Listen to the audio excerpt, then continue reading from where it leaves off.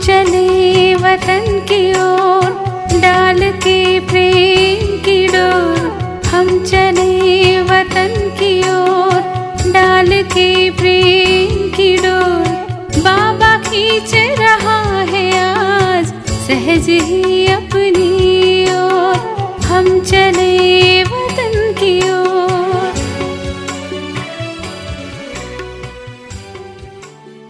ஓம் சாந்தி. 23/6/1973 அவ்யக்த பாப்தாதா மதபன். வாணியின் தலைப்பு ஆன்மீக பொக்கிஷங்களின் அதிபதி. தன்னை லைட் ஹவுஸ், கலங்கரை விளக்கம் மற்றும் மைட் ஹவுஸ், அதாவது சக்தி நிறைந்தவர் என்று நினைக்கிறீர்களா? தற்சமயத்தின் நிலைக்கு ஏற்றபடி உங்கள் அனைவருடைய எந்த சொரூபம் உலக நன்மைக்கான காரியம் செய்ய முடியும்? அந்த சொரூபத்தை தெரிந்திருக்கிறீர்களா? இந்த நேரம் மைட் ஹவுஸின் சொரூபத்தின் அவசியம் இருக்கிறது. அனைத்து சக்திகள் நிறைந்த தந்தையின் குழந்தைகள் நாமும் மைட் ஹவுஸ் ஆகியிருக்கிறோம் என்று அப்படி அனுபவம் செய்கிறீர்களா? அனைத்து சக்திகளும் தன்னில் நிரம்பியிருக்கிறது என்று நினைக்கிறீர்களா? தேவதைகள் சக்தி நிறைந்தவர் இல்லை, ஆனால் அனைத்து சக்திகளும் நிறைந்தவர்கள் பிராமணர்கள். பிராமணர்களின் பொக்கிஷத்தில் பிராப்தி இல்லாத சக்தி ஒன்றும் இல்லை என்பது அனைத்து சக்திகள் நிரம்பியவர்கள் என்பவர்களின் மகிமையாக இருக்கிறது.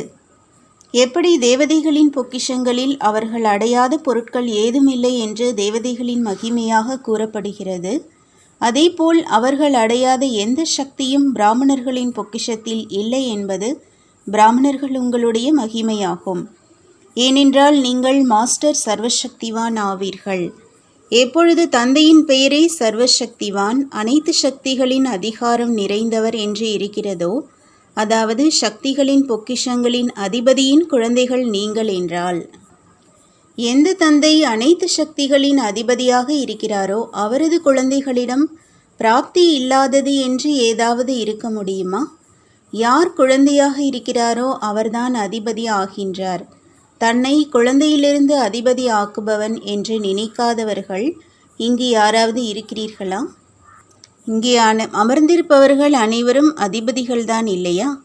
அனைத்து சக்திகளின் பொக்கிஷங்களின் அதிபதிகளாக இருக்கிறீர்கள்தான் இல்லையா? பொக்கிஷங்களின் அதிபதியாக இருக்கக்கூடியவர், என்னிடம் சகித்து கொள்ளும் சக்தி இல்லை, மாயாவை பகுத்தறியும் சக்தி இல்லை, ஞான பொக்கிஷத்தை பராமரிக்கக்கூடிய சக்தி இல்லை, எண்ணங்களை உள்ளடக்கும் சக்தி இல்லை மற்றும் பொக்கிஷங்களை நினைவு செய்வதற்கான சக்தி இல்லை என்று எப்பொழுதாவது இந்த மாதிரி சிந்திக்க முடியுமா என்ன? எவ்வளவுதான் ஏதாவது காரியத்தில் புத்தி விஸ்தாரத்தில் சென்றிருந்தாலும் விஸ்தாரத்தை ஒரு நொடியில் உள்ளடக்கும் சக்தி இல்லையா? அதிபதியிடம் அந்த மாதிரியான வார்த்தையோ எண்ணமோ இருக்க முடியுமா? ஒருவேளை இருக்கிறது என்றால் அவரை என்னவென்று கூறுவது? அந்த நேரத்து நிலையை அதிகார உரிமையின் நிலை என்று கூற முடியுமா? அதிபதி எப்பொழுதும் அதிபதியாகவே இருக்கின்றார். இந்த நேரம் அதிபதி, அடுத்த நேரம் பிச்சைக்காரன், அந்த மாதிரி சர்வசக்திவான் இருப்பாரா என்ன? அதிபதியிலிருந்து அடிக்கடி ராயல் பிச்சைக்காரனாக ஏன் ஆகின்றீர்கள்? தந்தையின் எதிரில் கூட குழந்தை வந்து, பாபா எனக்கு உதவி செய்யுங்கள், சக்தி கொடுங்கள் மற்றும் ஆதரவு கொடுங்கள் என்று கூறினார் என்றால் அவரை என்னவென்று கூறுவது? இதை ராயல் பிச்சைக்காரத்தன்மை என்று கூற மாட்டோமா? இது பக்தியின் சம்ஸ்காரமாகும். எப்படி தேவதைகளின் எதிரில் சென்று நீங்களோ சர்வகுண சம்பன்னமானவர்கள் மற்றும் நானே என்று கூறுகிறார்கள், அந்த மாதிரியே தந்தையின் எதிரில் மாஸ்டர் சர்வசக்திவான் வந்து கூறுகிறார், பாபா நீங்களோ அனைத்து சக்திகளின் கடலாக இருக்கிறீர்கள், ஆனால் என்னிடம் அந்த சக்தி இல்லை, பலமற்றவனாக இருக்கிறேன், மாயாவிடம் தோல்வியடைந்து விடுகிறேன், வீணான எண்ணங்களை கட்டுப்படுத்த முடிவதில்லை, மேலும் மாயாவின் தடைகளை கண்டு பயந்து விடுகிறேன் என்று கூறுகிறார் என்றால் இது அதே பக்தியின் சம்ஸ்காரம் இல்லையா? என்ன? தந்தை என்னவாக இருக்கிறார், எப்படி இருக்கிறார்? அப்படி அவரை தெரிந்து கொள்ளாமல் பாவனையின் வசமாகி சர்வவியாபி என்றும் கூறுகிறார்கள் என்று ஏற்கனவே கூறியிருந்தோம் இல்லையா? இவையும் தந்தையை நிந்தனை செய்வது என்று நீங்கள் கூறுகிறீர்கள் இல்லையா? கடுமையிலும் கடுமையான வார்த்தையாக தீட்டுவது என்று கூறுகிறீர்கள். அதே போலவே தன்னுடைய உயர்ந்த சுமானமாகிய மாஸ்டர் சர்வசக்திவான், மாஸ்டர் ஞானம், அன்பு மற்றும் ஆனந்தம், அப்படி அனைத்தின் கடல், பின்பு கொஞ்சம் சக்தியின் குறை என்று தனக்காக கூறுகிறார் என்றால் அவரை மாஸ்டர் கடல் என்று கூற முடியுமா என்ன? ஒருபுறம் தன்னை மாஸ்டர் ஞான கடல், ஆனந்தத்தின் கடல் என்று கூறிக்கொண்டு பிறகு இதையும் கூறினார் என்றால் தன்னை நிந்தனை செய்வதாக ஆகவில்லையா? தானே தன்னை நிந்தனை செய்வது என்பது பிராமணர்களின் சுயமரியாதையா என்ன? இந்த வார்த்தையை சொல்வது மற்றும் இந்த எண்ணத்தை எண்ணுவது, இதனால் தன்னை நிந்தனை செய்கிறீர்கள் மற்றும் தந்தையையும் நிந்தனை செய்கிறீர்கள். எப்படி? தந்தையோ வள்ளலாக இருக்கிறார், அவராகவே கொடுப்பவர், யாராவது கூறுவதினால் கொடுப்பவர் அல்ல. அப்படிப்பட்ட வள்ளலை மனிதனாக்குவது என்பது நிந்தனை செய்வதாக ஆகாதா என்ன? சொல்வதினால் செய்வது யார்? மனிதன். இன்னொரு விஷயம், தந்தைக்கும் நினைவூட்டுபவர்களாக ஆகிறார்கள். இதனால் என்ன நிரூபணமாகிறது? தந்தைக்கு தன்னுடைய காரியம் செய்வது மறந்துவிட்டதா என்ன? அதனால் நீங்கள் தந்தைக்கு நினைவூட்டுகிறீர்களா? பாபா, நீங்களோ உதவி செய்பவராகத்தான் இருக்கிறீர்கள், எனவே உதவி செய்யுங்கள். இம்மாதிரி கூறுவதை என்னவென்று சொல்லலாம்? எப்பொழுது பிராமணன் என்றால் அனைத்து பிராப்தி சொரூபமானவர் என்று மகிமையே இருக்கிறது. பிராப்தி சொரூபமானவரிடம் பிராப்தியின்மை எங்கிருந்து வந்தது? எனவே பிராமணர்களின் நிலை பவர் ஹவுஸ் ஆனது என்று கூறினோம். இப்பொழுது பவர் ஹவுஸையும் தாண்டிய பாஷையை புரிந்துள்ளீர்களா? பவர் ஹவுஸின் வார்த்தைகள் இவை அல்ல. இப்பொழுதோ கடைசி முடிவு வெளியாவதற்கான நேரமும் அருகில் வந்து கொண்டிருக்கிறது. கடைசி முடிவின் நேரத்தில் கூட ஒருவேளை யாராவது முதல் பாடமே படித்து கொண்டிருக்கிறார், அதிலேயும் உறுதியாகவில்லை என்றால் அம்மாதிரியானவரின் முடிவு என்னவாக இருக்கும்?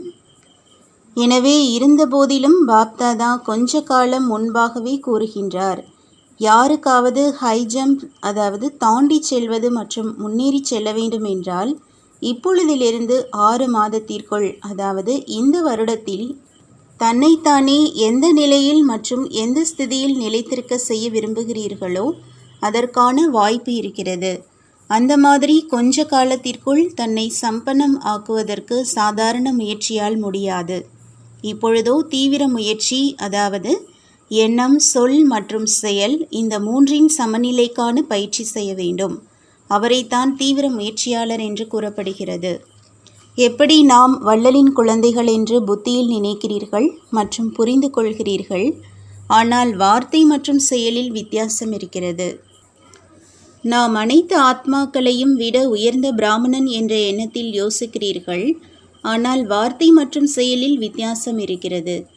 உலகிற்கு நன்மை செய்பவர் என்று நினைக்கிறீர்கள், ஆனால் வார்த்தை மற்றும் செயலில் வித்தியாசம் ஏற்பட்டுவிடுகிறது.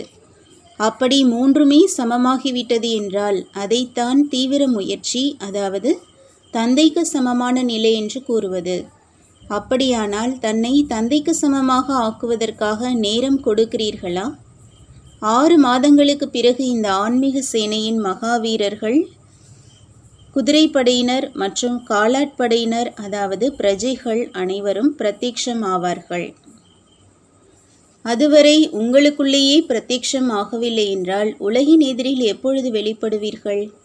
மேலும் உலகின் எதிரில் வெளிப்படவில்லை என்றால் எப்பொழுது பிரத்யக்ஷம் ஏற்படும்? எனவே தன்னை மற்றும் தந்தையை வெளிப்படுத்துவதற்காக மற்றும் தந்தையின் பிரத்யக்ஷதாவை செய்வதற்காக இப்பொழுது கடைசியாக அதிவேக தீவிர முயற்சியாக இன்னும் என்ன செய்ய வேண்டியது இருக்கிறது? அதிவேக முயற்சி எது? வேகமான முயற்சியே கடைசியானது என்ற அதை தெரிந்திருக்கிறீர்களா? எந்தவிதமான முயற்சியாவது உங்கள் எதிரில் தென்படுகிறதா? அதிவேக முயற்சியின் விதி என்ன? அதன் மூலம் தந்தைக்கு சமமாக ஆகிவிடுவீர்கள். இந்த சித்தி ஏற்படும். விதியின்றி சித்தி, அதாவது கைகூடுதல் ஏற்பட முடியாது. ஒரே ஒரு வார்த்தைதான் என்று அநேக தடவைகள் கூறியிருக்கிறோம். கடைசியில் வந்தும் தீவிர முயற்சி செய்வதற்கான விதி, உறுதிமொழி. எந்த ஒரு விஷயத்தை பற்றியும் இதை செய்யவே கூடாது, இதை இப்பொழுதே செய்ய வேண்டும் என்று உறுதி எடுப்பது கடைசிதான் அதிவேகம் என்பதுதான் உறுதிமொழி எடுப்பதின் விதியாகும். உறுதிமொழி என்றால் எண்ணத்தை உருவாக்கினீர்கள் மற்றும் சொரூபம் ஆனீர்கள். உறுதிமொழி எடுப்பதில் ஒரு வினாடி நேரம் எடுக்கும். அப்படி இப்பொழுது தீவிர முயற்சியானது ஒரு வினாடிக்காகத்தான் இருக்க வேண்டும். ஏனென்றால் கடைசி பரீட்சையின் என்ன முடிவு வெளியாக வேண்டுமோ கடைசி பரீட்சைக்கான நேரம் எவ்வளவு கிடைக்கும்? ஒரு வினாடி கடைசி பரீட்சையின் நேரமும் நிச்சயிக்கப்பட்டிருக்கிறது மற்றும் கேள்வித்தாளும் நிச்சயிக்கப்பட்டிருக்கிறது. பற்றுதலை வென்ற நினைவு சுரூபமான நிலை என்று ஏற்கனவே கேள்வித்தாளை பற்றி கூறியிருந்தோம். ஒரு வினாடியில் பற்றுதலை வென்றவராக ஆகிவிடுங்கள் என்று கட்டளை கிடைத்தது என்றால், ஒரு வினாடியில் ஒருவேளை பற்றுதலை வென்று நினைவு சொரூபமானவராக ஆகவில்லை, தன்னை சொரூபமாக ஆக்குவதில், அதாவது யுத்தம் செய்வதிலேயே நேரத்தை இழந்தார் மற்றும் புத்தியை நிலைநிறுத்துவதிலேயே நேரம் எடுத்துக்கொண்டார் என்றால் என்னவாகிவிடும்? தோல்வி ஏற்பட்டுவிடும். அப்படி நேரமும் ஒரு வினாடிதான் கிடைக்கும். இதையும் முன்பாகவே கூறிவிடுகிறோம். கேள்வித்தாளையும் முன்பாகவே கூறுகிறோம் என்றால் எவ்வளவு பேர் தேர்ச்சி பெற வேண்டும்? மிக வேகமாக செய்யும் முயற்சியின் விதி உறுதிமொழி மூலமாக தன்னை வெளிப்படுத்துங்கள், தந்தையை வெளிப்படுத்துங்கள் என்றால் உறுதிமொழி மூலமாக பிரத்யக்ஷதாவை செய்யுங்கள். இது கடினமா என்ன? தைரியம் மற்றும் உல்லாசம், போதை மற்றும் இலக்கு இவற்றை ஒருவேளை சேர்த்தே வைத்தீர்கள் என்றால் அநேக கல்பங்களுக்கு சமமாக முழுமையாக தேர்ச்சியடைவது நிச்சயிக்கப்பட்டே இருக்கிறது. எந்த கடினமும் இல்லை.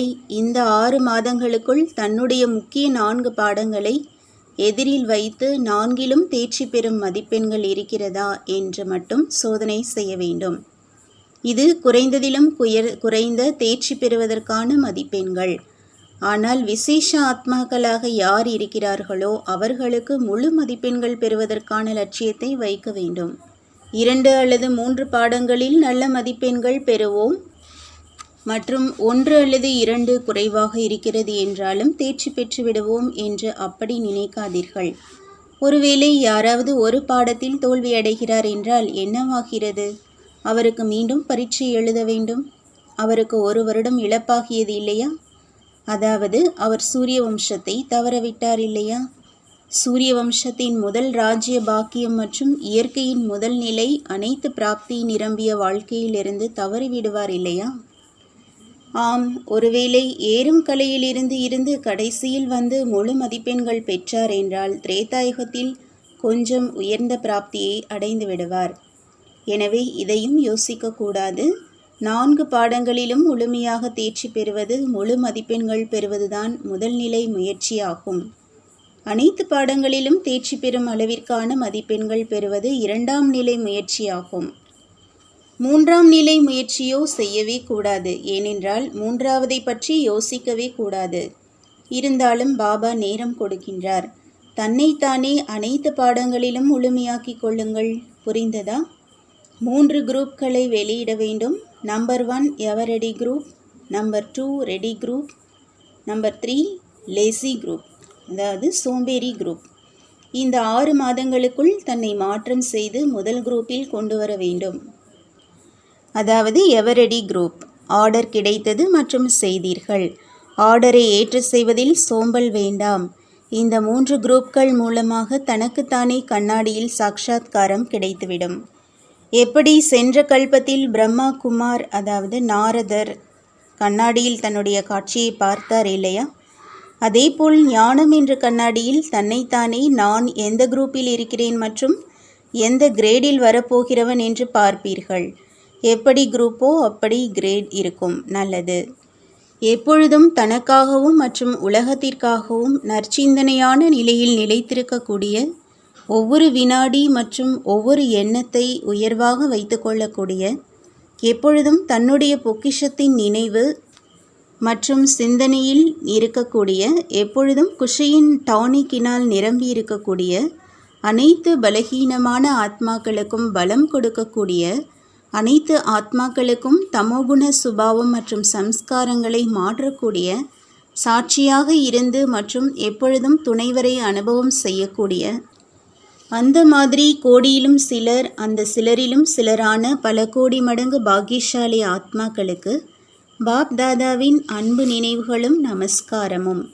வரதானம்: ஸ்தூலம் மற்றும் சூக்ஷ்மம் 2 முறையாலும் தன்னை பிஸியாக வைத்துக்கொள்ளக்கூடிய மாயாவை வென்றவர் வெற்றியடைபவர் ஆகுங்கள்.